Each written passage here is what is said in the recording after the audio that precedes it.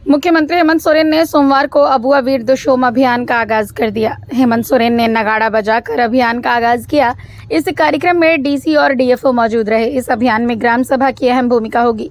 अभियान के आगाज के बाद ग्रामीण स्तर पर वनाधिकार समिति का गठन किया जाएगा। राज्य में 30,000 से अधिक ग्राम सभा है। इस अभियान के तहत आदिवासियों मूलवासियों को जल जंगल जमीन अभियान के तहत लाभ मिलेगा। योजना मुख्य रूप से वन पर निर्भर रहने वाली जनजातियों के लिए है। इस योजना में वन अधिकार का पट्टा दिया जाना है। वन अधिकार का पट्टा निजी और सामुदायिक स्तरों पर देने का फैसला लिया गया है। वन पर निर्भर रहने वाले लोग लंबे समय से इसकी मांग कर रहे हैं। वनों की रक्षा की दिशा में इस प्रयास को मील का पत्थर बताया जा रहा है। आज से इस योजना का आरंभ हुआ है। झारखंड में 30% भूभाग पर जंगल है। इसमें विभिन्न जनजातीय समुदाय के लोग रहते हैं। यही लोग जंगलों, जंगली जानवरों और वनस्पतियों का संरक्षण करते हैं। सरकार इन्हें अधिकार देने का प्रयास करेगी। इस योजना के माध्यम से सरकार कैंप लगाकर लोगों को वन पट्टा देगी। सरकार ने इसे लेकर तैयारी शुरू कर दी है। कार्यक्रम में मुख्यमंत्री हेमंत सोरेन ने आए तमाम डीसी को कड़े निर्देश दिए, साथ ही उनकी क्लास भी लगाई। पूर्व की व्यवस्था ने मतलब बैताल खाते में डाल दिया। अब इसको हम लोग जीवन करने जा रहे हैं और झारखंड का जो मूल आत्मा है उसको और जीवन करने का हम लोगों का ये विचार है। और निश्चित रूप से हमारे पदाधिकारी ऐसे नहीं हैं कि नहीं कर सकते हैं। शायद नीति निर्धारण करने वालों में ने इस विषय को बहुत हल्के में लिया। अब इस विषय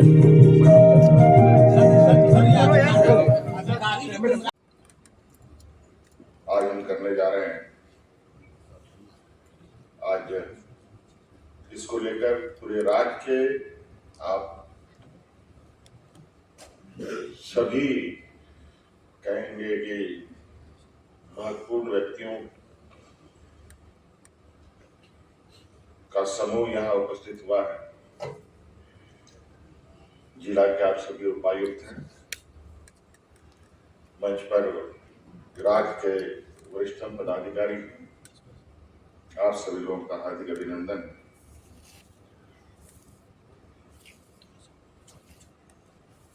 आज से अबुआ वीर अबुआ दुशोम कार्यक्रम का अभियान हम लोग शुरुआत करेंगे। इसके साथ साथ एक और कार्यक्रम है, आपकी योजना आपकी सरकार आपका द्वार। दो ये अभियान स्टार्ट है, लेकिन इसमें मुख्य रूप से अबुआ वीर अबुआ दुशोम। दुशोम का मतलब क्या होता है, जरा आप लोग सबको मालूम है? जरा बताइए तो दुशोम का मतलब क्या होता है? कितने लोग जानते हैं दुशोम का मतलब? एक दो लोग, डीसी साहब लोग, कितने डीसी लोग जानते हैं? क्या होता है? देश।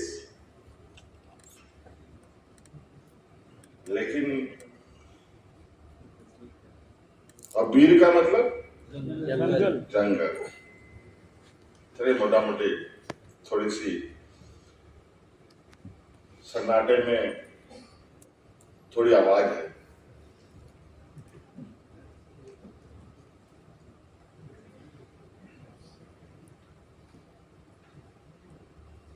मैंने कई बार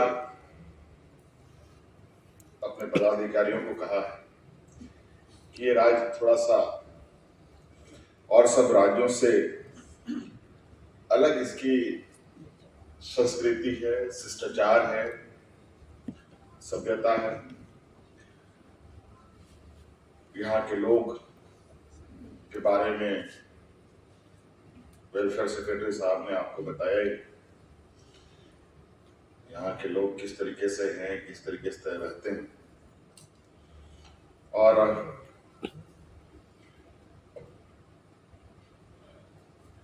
मुझे लगता है कि राज्य अलग होने के बाद जो सबसे पहले काम होना चाहिए वो अब शुरू हो रहा है। 30% के लगभग वन क्षेत्र हमारा राज्य, और जंगल झाड़ मिलाकर के कह लें तो लगभग 50%।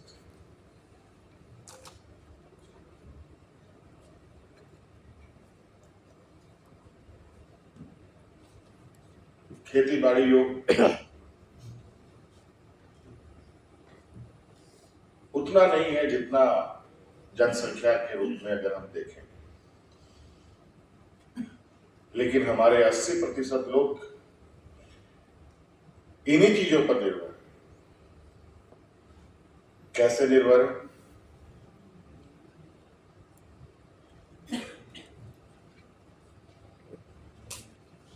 मात्र 20% लोग जो बाजार में, शहरों में हैं, और बाकी सभी लोग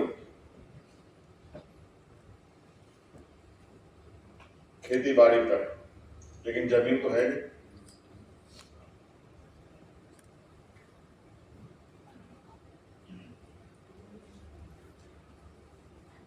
वन अधिकार अधिनियम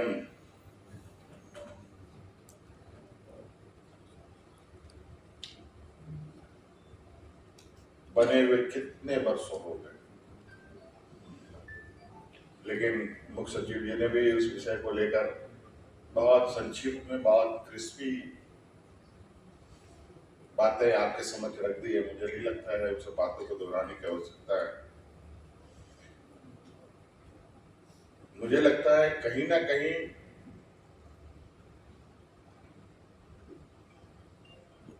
बीस वर्षों में या उससे पहले भी इस विषय पर कोई विशेष ध्यान रहा ही नहीं।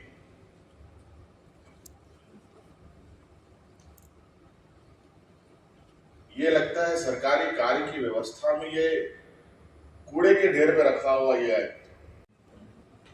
हम लोगों ने बिरसा हरित ग्राम योजना प्रारंभ किया है, रैयत की जमीनें में भी, गैर मंजूरा जमीनों में भी,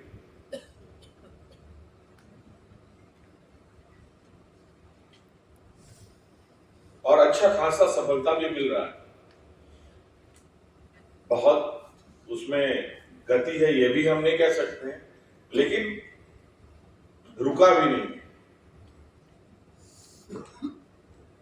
एक अल्टरनेटिव क्रॉप की ओर, फलदार पेड़ लगा,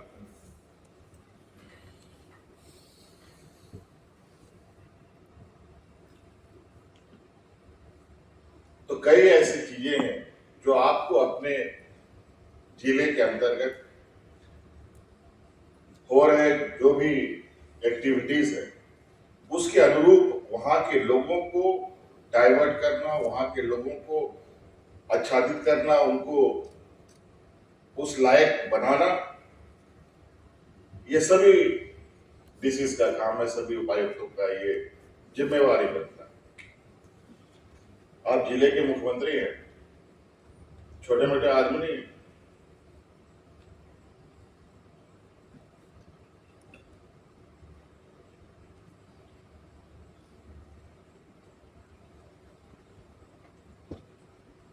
इसीलिए बिल्कुल इसका समय समय पर इसका रिव्यू भी बहुत तेजी से होगा और बहुत गहन रिव्यू की जाएंगी। इसलिए इस विषय को एकदम विशेष रूप से आपको ध्यान देते हुए काम करना है। आज लोग पर्यावरण की पर चर्चा कर रहे हैं। दिल्ली के हालत के बारे में सुन ही लिया आप लोगों ने, सारे स्कूल कॉलेज बंद हो गए ना। और आज जो समूह है यहाँ पर, जो समाज है, इस समाज का कोई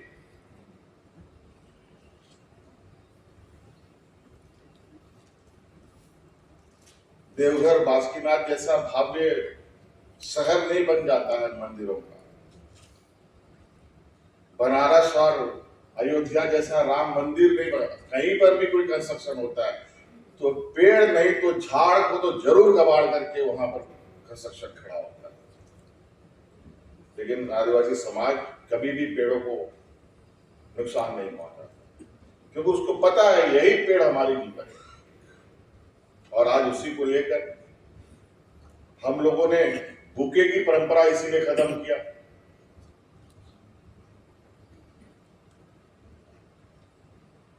कि कम से कम जो पैसे बेवजह की चीजों पे खर्च हो, क्यों नहीं एक एक पेड़ लेकर के अपने अपने घरों पे लगाएं। अपने अपने जो भी पदाधिकारी हैं, आपको घर सभी डीसीज को बंगलोज मिले हुए हैं।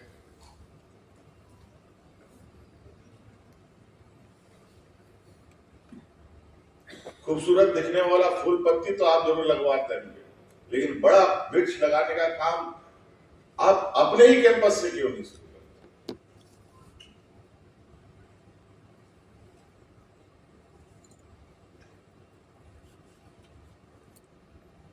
नहीं तो अगली बार से हम लोग इस योजना की ओर जाएंगे कि कोई पदाधिकारी वृक्ष लगाने के लिए तैयार नहीं है तो हम बंगलो क्यों दें? आप अपार्टमेंट में रहिए।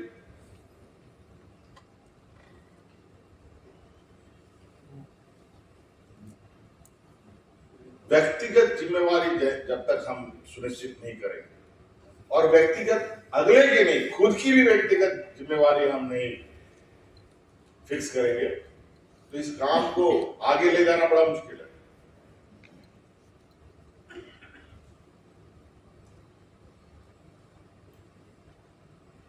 गेंदा का फूल, गुलाब का फूल, ये तो हम लगा लेते हैं, लेकिन कभी जामुन का पेड़ हम अपने कैंपस में नहीं लगाएंगे, आम का पेड़ नहीं लगाएंगे, नीम का पेड़ नहीं लगाएंगे, करंज का पेड़ नहीं लगाएंगे। लेकिन आज भी झारखंड में कई ऐसे जिले हैं, रांची विशेषकर, जहां अंग्रेजों का अभी भी बंगलोज हैं और उन अंग्रेजों का लगाया हुआ पेड़ आज भी जिंदा है।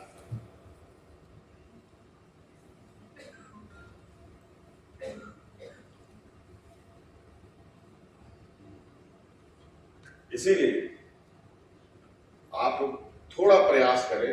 जिला में भी हजारों हमारे पदाधिकारी, बीडीओ है, सीओ है, डीसी है, डीडीसी है, एसपी है, डीएसपी है, थाना है, ब्लॉक है, सारा कुछ है। उन्हीं जगहों पर हमें पर बहुलता कम है, लेकिन वहां पर वन अधिकार के तहत पट्टों का वितरण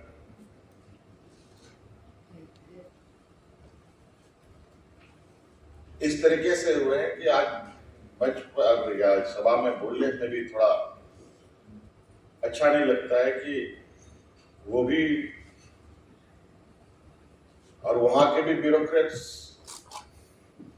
यहाँ भी हमारे ब्यूरोक्रेट्स, वहां भी आईएएस, आईपीएस, आईएफएस के लोग हैं, यहाँ भी हैं भरे पड़े। लेकिन ये काम करने में ये अंतर क्यों आता है?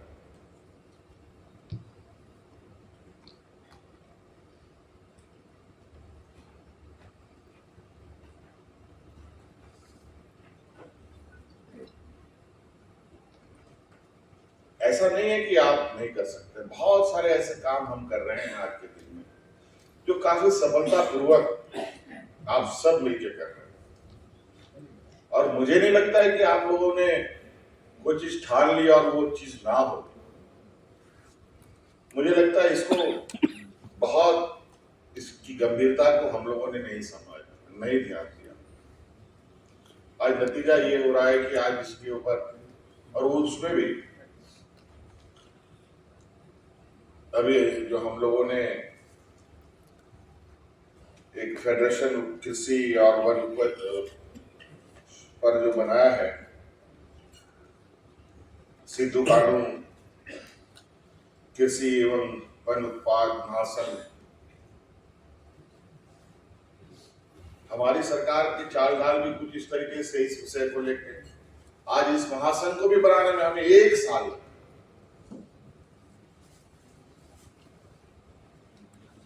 ये स्थिति है। चलिए, लग रहा है इस मुहिम को खड़ा होने में लगता है कि इसका हम लोगों ने, अगर हम लोग और थोड़ी दिनों तक ध्यान नहीं दिए होते तो शायद इस राज्य में फॉरेस्ट राइट एक्ट के विषय के बारे में चर्चा करना ही बेकार था और न ही उस विषय पर हम लोगों को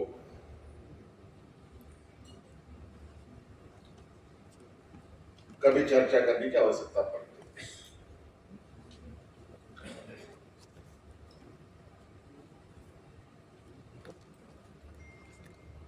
आज मैं बहुत ज्यादा नहीं कहना चाहूंगा और बहुत खरी खोटी भी सुना सकता हूं आज, क्योंकि जिस काम की जरूरत हमें पहले होनी चाहिए थी, करनी चाहिए थी, वो नहीं हो पाई। लेकिन इसी आशा विश्वास के साथ कि हमारे पदाधिकारी, मैंने पहले भी कहा कि आप में सक्षम है, आप कर सकते हैं और करते भी। और ये हमारा विशेष फोकस इस योजना पर है और आपको पता होना चाहिए और आपको आकलन भी करना चाहिए कि इस राज्य का भौगोलिक और इस राज्य के अंदर चल रहे विकास की गतिविधियां कितने एक दूसरे से परस्पर एक टकराव की स्थिति में आने वाला समय पैदा करेगा। आप सबको पता है कि इस राज्य में सबसे अधिक खनिज संपदाएं निकाली जाती है।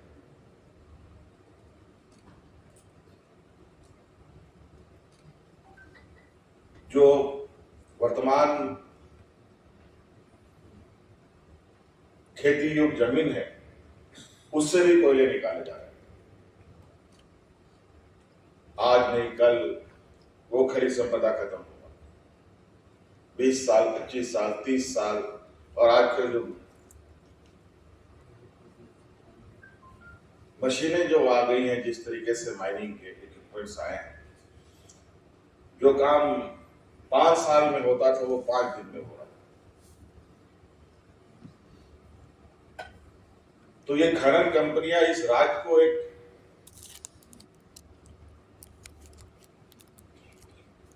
ऐसा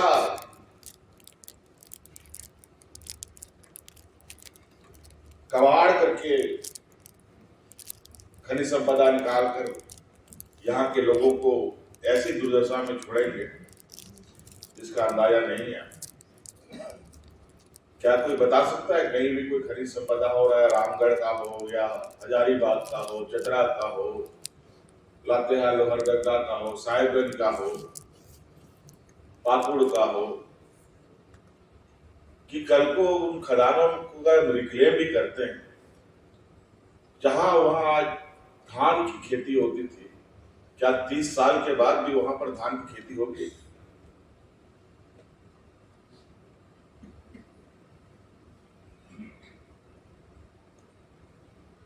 तीस साल के बाद धान की खेती की तो बात छोड़िए, जो किसान आज विस्थापित हो रहा है वो किसान बचेगा कि नहीं बचेगा? 30 साल के बाद वो खेती करने लायक कोई रहेगा कि नहीं रहेगा? क्या उसका अगला जो आने वाले समय में हम उस जगह का उपयोग करेंगे?